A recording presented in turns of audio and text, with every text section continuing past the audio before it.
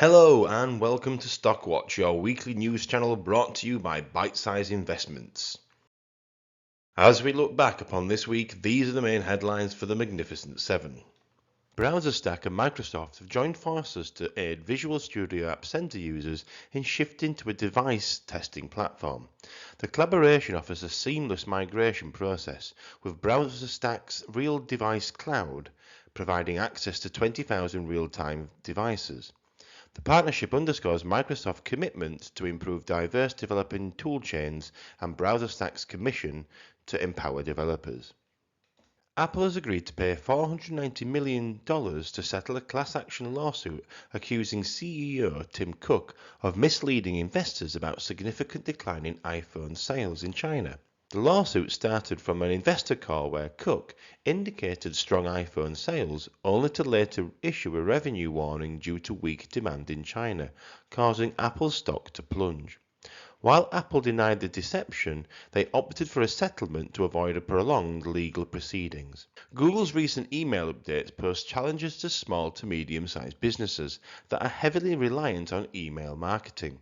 With stricter requirements and spam thresholds, small businesses risk reduced sales. To thrive, small businesses must prioritize non-spam emails.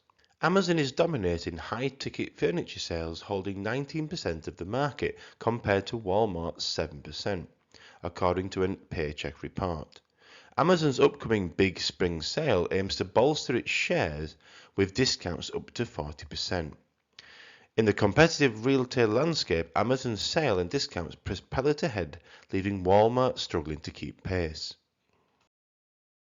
Meta has successfully appealed a court ruling in Brazil that previously stopped them from using their name due to confusion with another company. The Brazilian computer service provider argued it owned the rights to the name and had been wrongly involved in over 100 lawsuits because of Meta's branding. Meta, however, asserted its rights to the name in Brazil and stated its commitment to following the law. Tesla revealed plans to increase prices for its Model Y vehicles in the United States by $1,000 starting April the 1st, as stated on its website. This follows previous $1,000 price hikes implemented on March the 1st for rear-wheel drive and long-range vehicles. The company does not clarify whether the April increase would be in addition to the March adjustment. Tesla had previously reduced prices for some Model Y cars in the US in February, following similar cuts in Europe and China. CEO Elon Musk highlighted the challenge of balancing continuous production with seasonal consumer demand, acknowledging the impact on pricing. On Thursday, Nvidia faced losses along with other major stock indexes, driven by the renewed inflation concerns. The semiconductor sector, including Nvidia and AMD, experienced significant drops. Despite recent setbacks, Nvidia remains a top performer. However, escalating inflation pressures raise uncertainty of the Federal Reserve's monetary policy. Investors are eagerly awaiting insights from the Fed's upcoming meeting regarding interest rates. The biggest stock market movers this week are Google with an increase of 3.71%. Then it's Microsoft with 3.14%, Nvidia with 1.63%, and Amazon with a little tiny movement of 0.06%. And the biggest losers this week are Tesla with a minus 6.77%, Meta with 2.60%, and Apple with 0.19%. Now we come to the next segment of our Magnificent 7 weekly news update and dive into our stock focus of the week, which is Apple.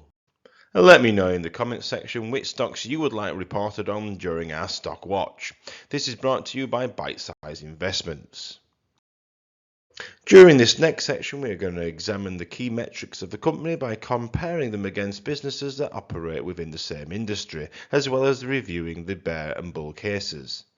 In addition, we will look back at the historical share prices and find out what the target price of the company currently is. And lastly, we will then find out what the analyst's consensus is and what their forecasts are. Now we come to jump into the 5 key pillars for Apple, where we can see the earnings per share is 6%, free cash flow is raised by 540%, Revenue has increased by 2% and book value is 21% up from last year. Return on invested capital is also a very decent 55%. Now let's compare this company with other businesses within a similar arena. The two companies we're going to compare this week are Google and Microsoft. So let's start off with Google first. Google's EPS is an excellent 26%, free cash flow is a splendid 19%, revenue a positive 12% gain, book value a great 14%, and return on invested capital is a terrific 24% increase. So we can see that Google outperforms Apple for earnings per share and revenue, but Apple has the edge for book value and return on invested capital and absolutely wallops Google for its free cash flow over the last year. Now we're going to compare Apple with Microsoft. Microsoft has a good growth of 11% for its EPS last year, a great free cash flow of 13%, a disappointing minus 19% for its revenue, a very good 16% growth for its book value, and a wonderful 25% growth for its return on invested capital. Microsoft only outperforms Apple for its earnings per share, whereas Apple beats them on every other pillar. Now let's look back at the historical price for Apple and see how it compares to today's price. If we go back to 2013, we can see that Apple's stock price was trading at an average $20 per share and how it has progressed year on year. This year, its average price is about $186, although today it is about $172 per share. Now let's jump into the analyst price target. Analysts believe that Apple's price target should be about $206 and it's currently about $172, so it could be suggested that Apple is currently undervalued. Do you think this is a fair price target, or do you think it should be higher or lower? The overall analyst consensus is that Apple is a buy at the moment, so is this a good opportunity to buy Apple shares? Lastly, let's look at the analyst forecast for Apple, and here we can see that they're expecting Apple to have an EPS growth in 2024 and 2025 of 9%. In 2026, perhaps 8%, 2027, 14%, and 2028, 12%. Do you agree with the analysts' future predictions, or do you think they are completely wrong? Thank you for watching until the bitter end. Please consider liking and subscribing to help the channel grow.